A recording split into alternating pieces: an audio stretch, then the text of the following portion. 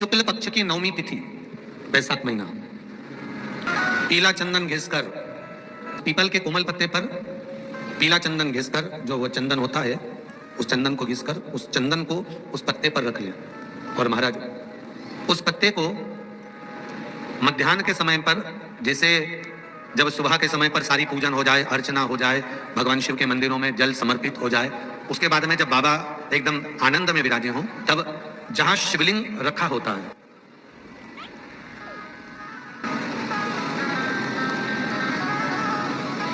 जैसे ये शिवलिंग है और ये कटी भाग जहां शिवलिंग रखा हुआ है, इस कटी भाग पर जहां शिवलिंग रखा है उसके पास में ही 3 उंगलियों से चंदन का लेपन उस कटी भाग पर करना है।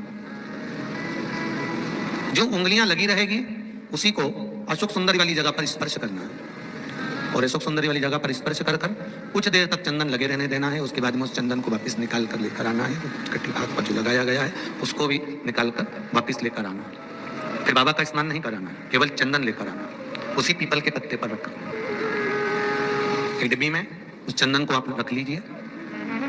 कुछ दिन जिसकी नेत्र ज्योति कमजोर है, चश्मा लग रहा हो, श्रवण शक्ति कमजोर हो, सुनाई कम दे रहा हो, उसके कंठ से इस ठोड़ी तक उस चंदन का तिलक लगाना प्रारंभ कर दीजिए और नेत्रों के नीचे थोड़ा सा वो चंदन लगाना प्रारंभ कर दीजिए।